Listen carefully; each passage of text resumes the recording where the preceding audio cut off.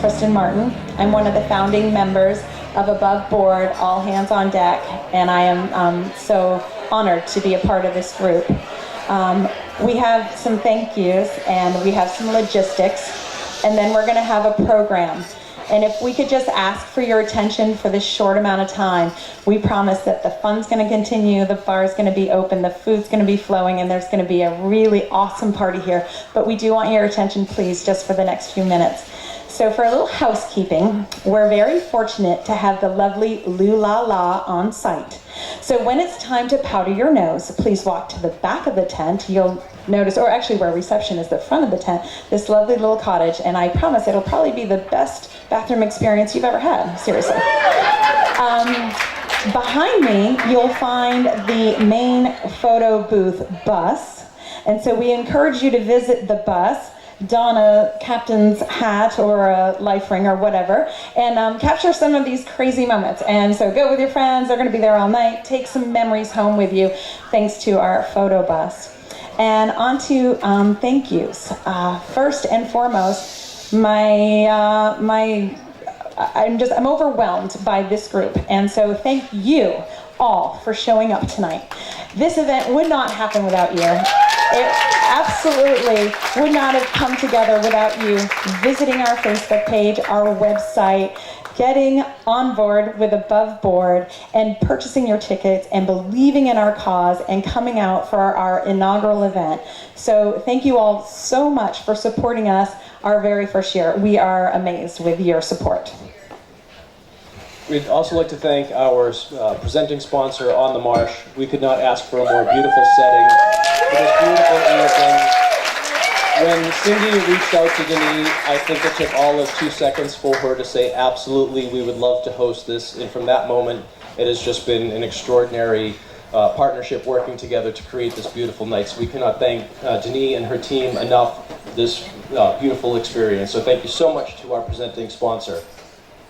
When we started talking about this evening, and we wanted to raise funds for our community, in our community, it didn't take very long for a group of really powerful women who sometimes I was a little bit afraid of, but mostly super impressed by, and I'd love to introduce you to the rest of the founding committee. We have Melissa Freeman. Hello, Melissa! Hello, Melissa!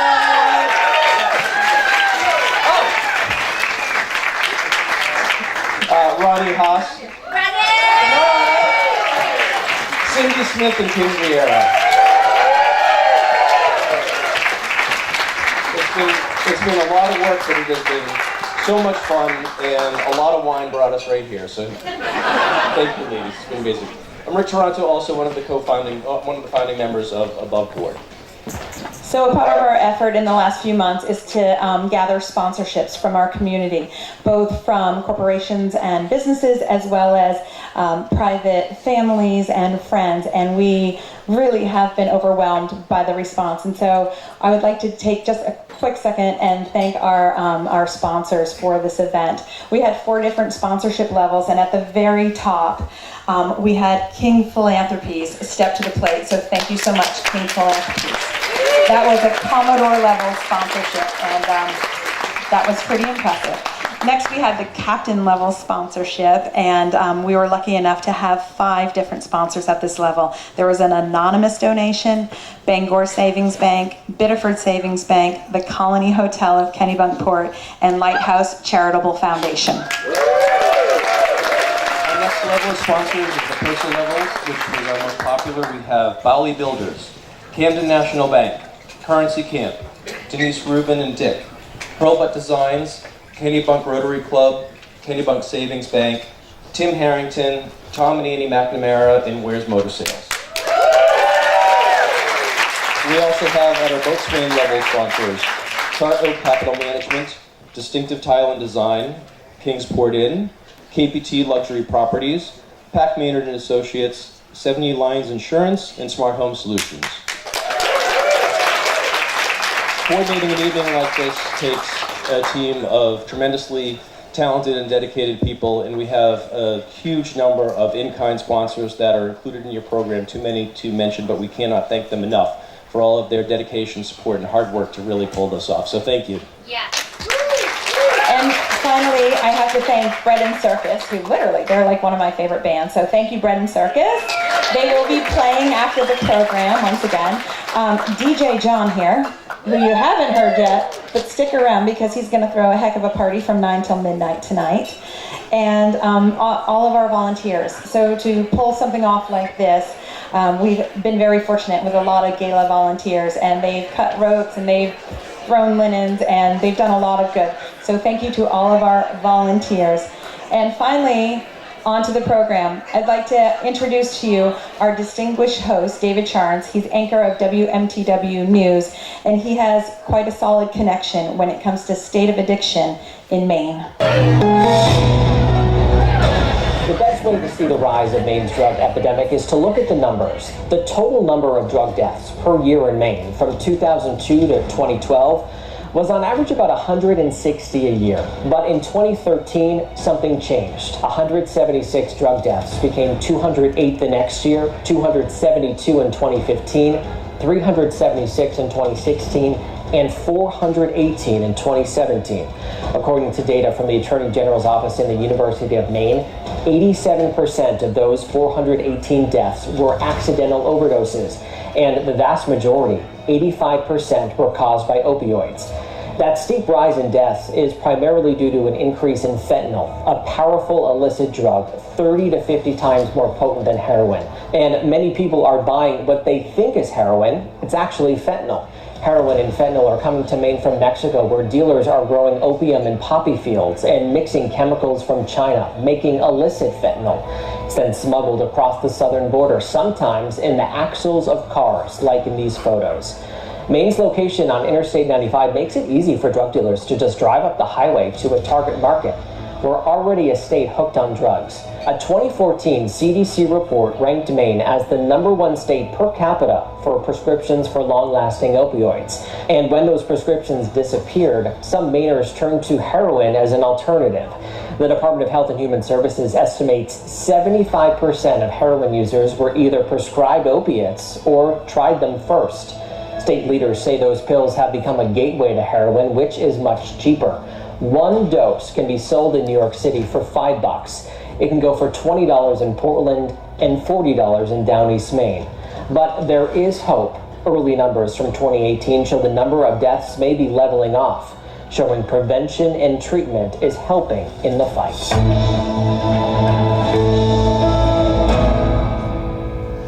I hope that video gave you a little brief introduction of what's happening here in Maine and happening in our backyard. If you don't know me and you don't watch Channel 8, my name is David Charnes. I'm the morning anchor at Channel 8. I wake up at 2 in the morning, so this is way past my bedtime. So I will not be partying from 9 to midnight, but please have fun on my behalf. I will be staying, though, afterward if you do have any questions or you want to talk about me, about my makeup or anything like that. So we talked about those 418 deaths in Maine, and 82 of those 418 deaths, 20%, were right here in York County. And if we take out the cities of Sanford and Biddeford, 57 of those deaths were in York County. So that was in Kennebunk, Arundel, right in our backyards. And I want to tell you a quick story about how I got involved in doing these kind of stories, because it wasn't talked about for a long time. 3 summers ago, I went to a press conference in Portland about 14 overdoses that the city had in 24 hours. And that was in 2015. It was the first time for me as a journalist, someone who has access to these statistics, to these press releases, to this information coming in every day, realizing that there was a problem that we're having right here in our state. And a few days later, I was driving home on Congress Street in Portland, and there was not one, not two, but 3 ambulances attending to overdose victims on the street. So the next day I walked into my boss's office and said, we have to do something about this. Well, since then, we've not only talked about those statistics like you saw in that video, but we've also showed faces of people in recovery and told the stories of people who've lost their battle with substance misuse disorder. Because that 418 from last year, which will add up to thousands over the past several years, are people's children, are people's family members. We have to remember that.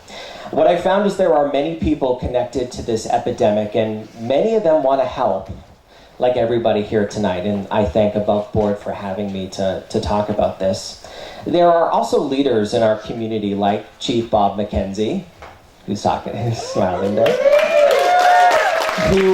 who have stepped up to try and solve this problem, filling a void of other leaders, not only by curbing overdoses, by also doing things like training you and me on how to reverse an overdose and give someone naloxone if they're overdosing, which is so important. If you haven't gone to one of his trainings, I definitely recommend it.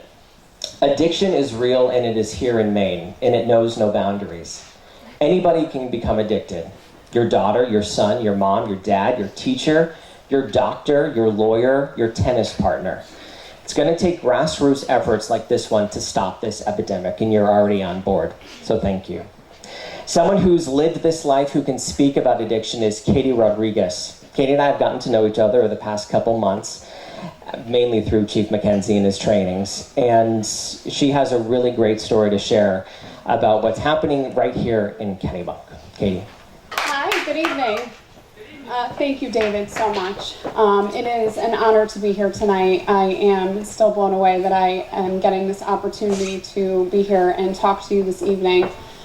My name is Katie Rodriguez. I am 32 years old. I live in Biddeford, Maine, and I am the face of addiction.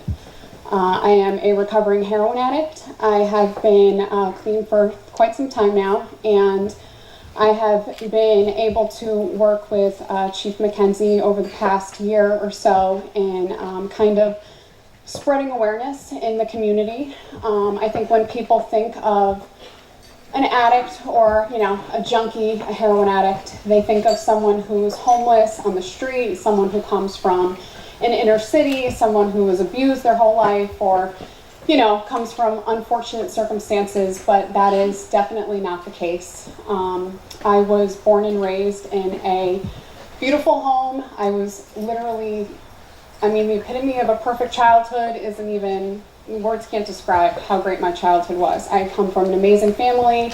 I grew up in Connecticut, and I was as normal as I think normal could be.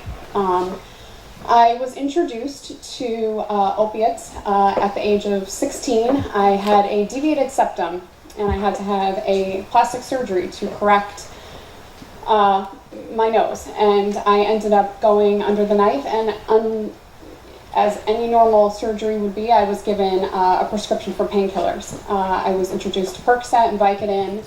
And due to complications, one surgery turned into 3, and I was very fond of opiates. Percocet and Vicodin were definitely my introduction into opiates. From that point on, I kind of was a normal college student. I went to Liberty University. I ran track. I was kind of a good kid, normal kid. But that love for that opiate was never forgotten, and I found myself doctor shopping. I was going from ER to hospital to walk-in clinic looking for prescriptions. And eventually I became very good at it and was doing it constantly to the point where I got red flagged, and it turned out to be something that eventually ran out. I could no longer get these prescriptions. And I realized at about 20 years old that I was physically addicted to opiates. From that point on, I had a choice. I could ask for help, or I could kind of go through it on my own, which unfortunately I chose to do. And I ended up trying heroin for the first time at 20 years old. I went to the nearest town in Danbury, Connecticut, and I bought a bag of heroin like it was nothing. It was a lot easier than going to your nearest hospital and putting on an act for doctors. And I started using heroin every day. And by 21 years old, I was a full-blown heroin addict. My parents knew something was wrong, and they approached me in desperation, and I checked into rehab. From that point on, I did get clean. There were times in my life where I took it seriously for a moment. And I went on a 5 and 6 year journey of rehab, detox, getting back from, square one, going through the motions, trying to get my life together. And one thing led to another, and my disease progressed. I became an IV drug user. I wasn't using heroin anymore. I was using cocaine as well. My parents being the unbelievable people that they are, tried everything that they could to get me help. And after 4 or 5 years of putting them through the ringer, they eventually had to exhibit tough love and kind of cut me loose. I was homeless at the age of 24. Was living on the streets and kind of using drugs every day. I was stealing, committing crimes. I landed in prison, not once, but 3 different times. After, I think, 5 or 6 years of just hell on earth, I realized that my life was going down a very dark path. I had a choice. I could get clean and change my life, or I could either continue to stay in prison or die. And I have lost many friends along the way to this disease, many. My best friend to this exact moment is on the streets of Hartford getting high right now. And it is something that is becoming much more common. People from towns like Kennebunk, they are suffering from this. This opioid addiction and crisis is everywhere. It doesn't have a particular person, face, family, income type. It affects everybody. And I, after doing about 19 months in prison, had a choice. I got out and I went to a halfway house, and I was faced with a decision. I could go back to the same thing, same decisions, same places, same people, or I could take a leap of faith and move to Maine and start fresh. My parents always came to Kennebunk and Kennebunkport while I was a child, and growing up we were always quite fond of Kennebunk, and they retired and moved here full time.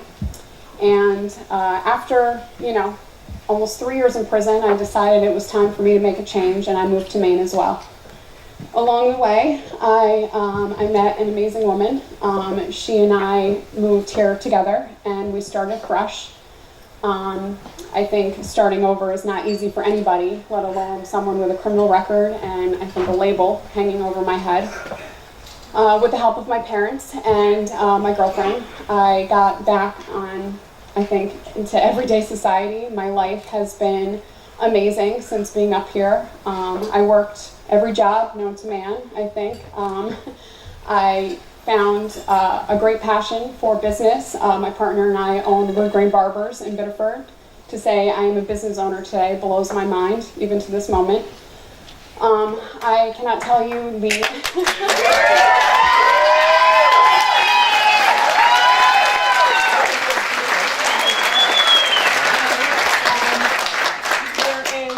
There is hope in recovery. I cannot tell you the pain and suffering I have endured, truly. It has been a long road. Like I said, I have lost a lot of people dear to my heart to this disease, and there are people dying every day. I think it's an ugly topic. People don't want to discuss it, but I think it's something that needs to be discussed. I think if we stand up and fight this together, that there is a fighting chance for everybody.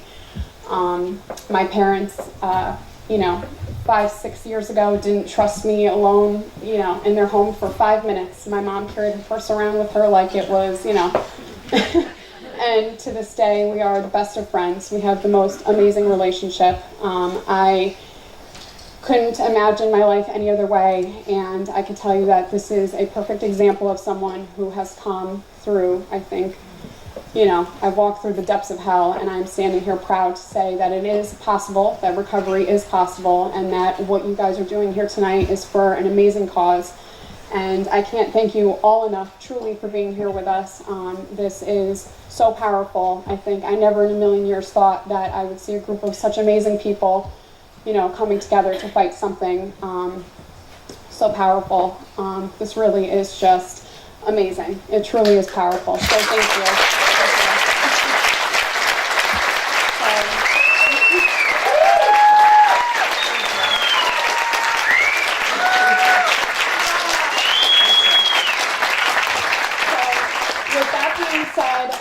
Chief McKenzie has been unbelievable. I never in my life met a police officer that I actually liked. So when I met Chief McKenzie, my parents, when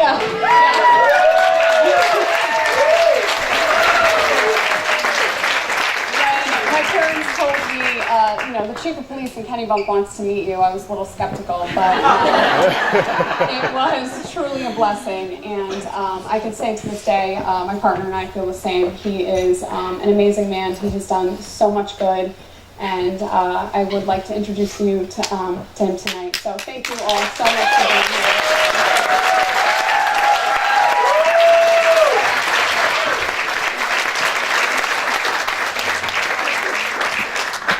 Good evening, everyone. Thank you so much.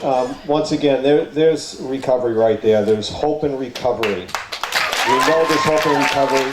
I've met many people, just like Katie, that are doing phenomenal work, not only in this state, but in our nation, okay? I have said time and time before that the federal government is not going to solve this, okay? The state government is not going to solve this. This has to be a community effort. And this is an example right here. I will tell you, I am so proud of every single one of you to come out and support this cause, because not only are you going to save lives, you're going to reduce stigma. Stigma is such a barrier to people getting into recovery. You have no idea. I see it every single day. There is so much stigma and shame out there. Just by having this, and by you folks continuing this work, don't just let this be the last thing that you do. Let this be the beginning. Okay, we can help solve this problem. We will work together, and we will make a difference and save lives. I want to thank you.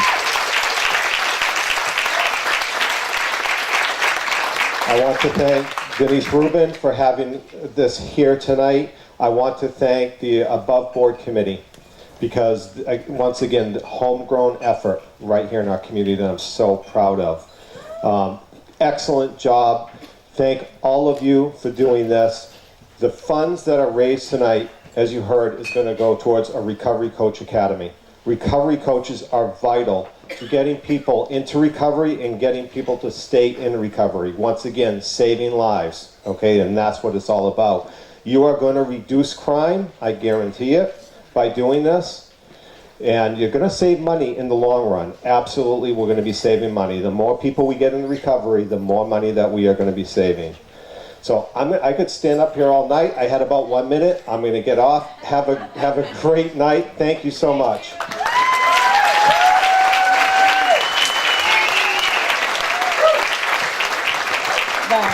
All right, so unbelievable. Thank you, David, Katie, and Police Chief Bob McKenzie.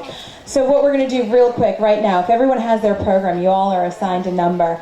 And if you believe in our cause, and I think you probably do, we're going to ask very quickly for a live ask. So just to tell you a little bit, in order to graduate one recovery coach, it takes 30 hours of training, and that costs roughly $300. So one recovery coach is about $300. Our goal is to graduate 15 recovery coaches for the next 5 years, a total of 75 recovery coaches in our community. And I'm very pleased to share with all of you that we already have our first committed recovery coach among us. When we met with Katie a few weeks ago and she shared her story, we were all so humbled by what she said. But as she said, being the face of recovery, and you meet Katie and you hear her, and she is so poised and confident and strong, and she could be us, she could be our children, she could be our parents. And we asked her in that moment, not to put her on the spot, but we did, because that's what we do, if she would consider being a recovery coach. And we said, you don't have to give us an answer right now. And it took her a moment to just pause and say, thank you. I'm so glad you asked, because that would have made such a difference in my life and in my recovery. So we have our first volunteer to be a recovery coach. Thank you so much. Congratulations. Okay, so if you like these handsome hats that we're wearing right now, what we're going to do is ask you to raise your hand. So for $300 right now, your number. So for $300 right now, is there anyone in this audience that would like to support a recovery coach? Holy cow. All right, number 114, I believe that's John Martin. Okay. David Kelly, 137. Number 18, I'm sorry, your name please? Steve Valley. Steve Valley, I know you, Steve Valley, my bad, sorry. I'm sorry. Number 48. Got it? Helene. Thank you. Number 96, Kim Jarmus. You guys are awesome. 131. Who is that? 131. 139. Yes. Rob Rice. Rob Rice. Number 87. Thank you. Hurlbut. And right behind her, Louise. Number 85. Two Hurlbut. 158, John Spain. Number 78, Tim Harrington. Number 185, Trisha. Trisha has 3 recovery coaches at number 185 for the sandwiches. If you don't know the sandwiches, this is an amazing group of women that support our local community. So when you see witch hats, when you say witches hats in our community, you know there's good going on. So that's 3 for the sandwiches. 137, David Kelly. Maynard Hill just doubled down with 3 more at 158. Wait. I am blown away. I'm sorry, I have to have a little back pause. That was 10 coaches for number 137. Thank you so much. Wow. All right, number 184. Nancy Wilson. Nancy Wilson, thank you so much. Number 97, Jarmus. Thank you Coming out. so much. Thank you. Number 16, Jeff. Sorry. Jeff and Mira. Jeff and Mira, number 16. All right. Are you guys good? All right, so we clearly are into our second graduating class. So blown away. Number 151, Glenn Stevens. Thank you so much. Number 178, Maria Mouse. Thank you. Number 187, 21, Asia Mouse. 187. Linda Zook, 187. 191. David and Lisa Byther, thank you. 161. Thank you so much, Amy Spencer. Okay. 125 has 3 for Robin Meehan. 3 for Robin. Oh my goodness. Thank you. Lisa, 117 is, I don't even know. Okay, we've got 103 and 104. Thank you guys so much. That's amazing. I'm sorry. 109, Kim Lane, and 49, Ed Donahue. Thank you.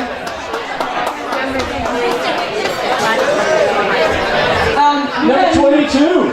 Number 22, Brian Powell. Number 3, Norm Archer. Number 23, Mike and Kristen Brigham. 173. I don't have your name. Dave started. 111.